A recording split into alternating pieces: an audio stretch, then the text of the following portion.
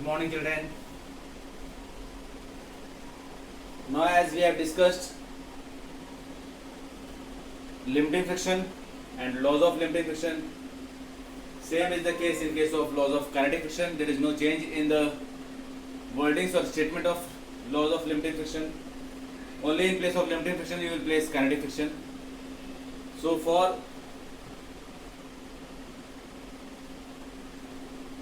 kinetic friction,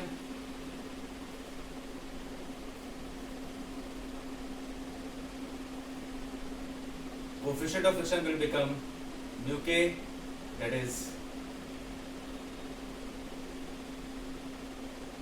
upon n. For an ideal case, that is mg is this, normal reaction is this, so n will become mg, so fk will become mu k mg, or fs max is equals to mu s mg. This is what you will do in, this is for kinetic friction, this is for limiting friction. The one concept I am going to tell is regarding numericals, that when the object just starts moving, force of static friction is equals to applied force, that is equals to ma. So mu s mg is equals to ma, which implies that mu s can be written as acceleration of the body upon this. This is for only numericals. This is not given in your book, but I have told you regarding the numericals. Now next is angle of friction.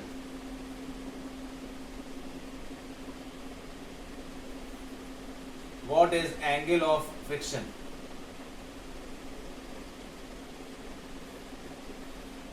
Angle of friction is the angle between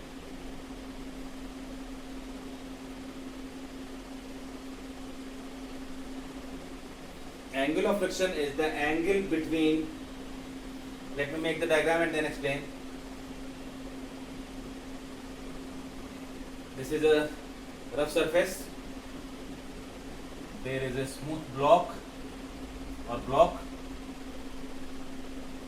A force is applied to make it move.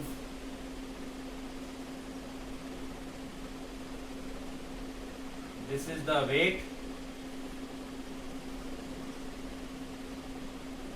This is the direction of force of friction acting along the surface. So I am taking this as friction. This is normal reaction. Now, the resultant of normal reaction and force of friction will be this.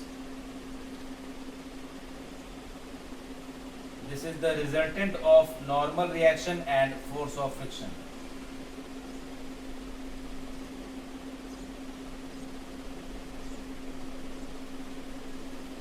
So this angle between the resultant of normal reaction and force of friction and normal reaction is known as angle of friction. So I am defining it. Angle of friction is the angle which resultant of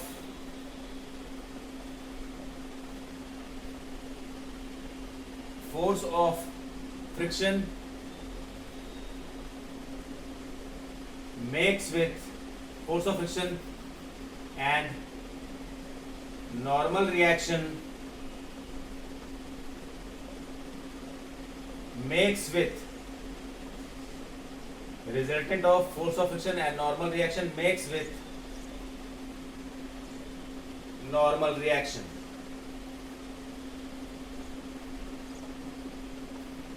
So here in this diagram you can see that this is the applied force. When you apply a force of friction will come into opposite direction. This is force of friction. This is normal reaction acting perpendicularly upwards against the weight. the resultant of normal reaction and force of friction is R. So this R is making an angle, some angle with the normal reaction. This angle is known as angle of friction. Now, how to find this angle of friction? Now this F is general friction. So in terms of general friction, mu can be written as F upon N, where F is equals to mu times N. Now, in this right angle triangle, I am writing it as O. I am finding the angle theta, what it represents in triangle ONR. ONR.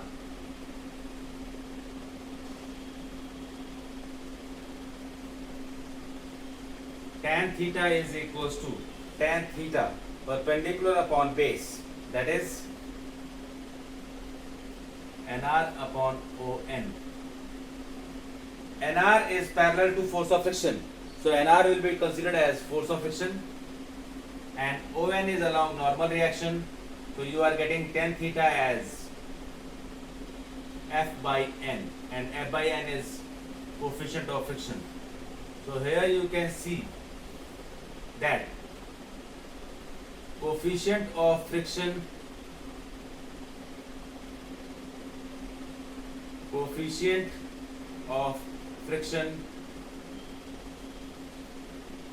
is equals to tangent of angle of friction. Coefficient of friction is equals to tangent of angle of friction.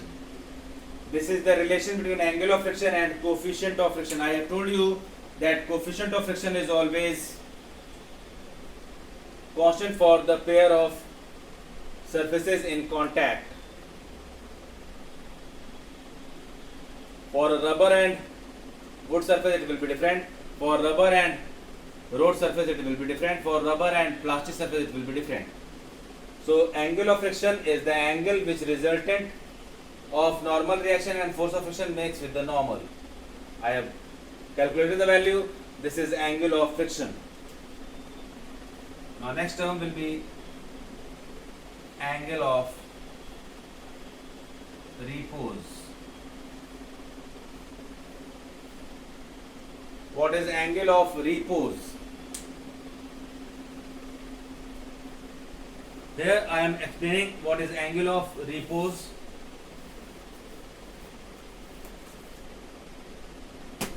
You can see from the diagram that this is a horizontal surface, an object is kept over it, it is not sliding. Now I am making this horizontal surface and some angle. So see what is the angle. I am making the angle and it will just start sliding. Look, this just starts sliding. So the angle which this surface makes with the horizontal, angle which the incline makes with the horizontal is known as angle of repose, at which object just starts moving. Object just starts sliding.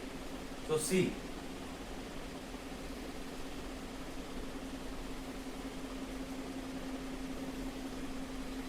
this is the angle which incline or surface makes with the horizontal.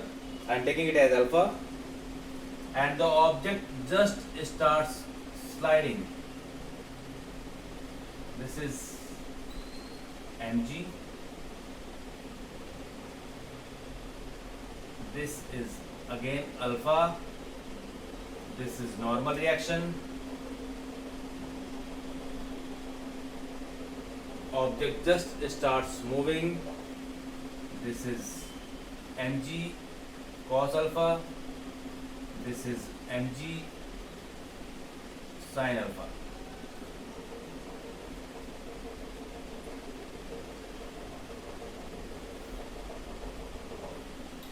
Now the force, because this is sliding over here, force of friction will be acting in this direction.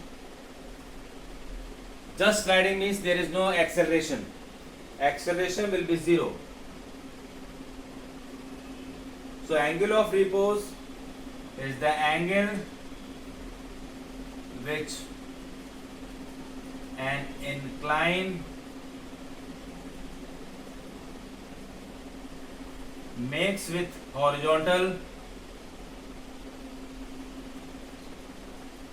at which object just starts sliding. This angle with the horizontal made by the surface is known as angle of repose. I am taking it as alpha, and when the object just starts sliding, acceleration will be 0. Just sliding, just starts moving implies acceleration is 0. Now, from here you can see that vertical motion, that is mg cos alpha, is balanced by normal reaction, and because there is no acceleration, so mg sin alpha is equals to force of friction. Why? Mg sin alpha, because friction is opposite direction, mg sin alpha minus f is equals to 0. Why 0? Because acceleration is 0. So mg sin alpha is equals to f. Now dividing f by n. F by n will give you tan alpha. That means coefficient of friction now becomes tan alpha,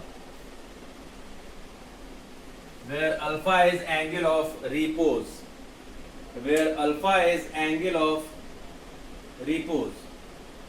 So from here you can see that mu is equal to tan alpha and mu is equal to tan theta.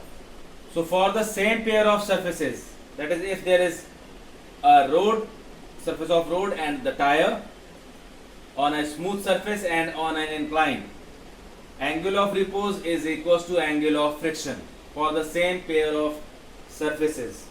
So this is angle of repose.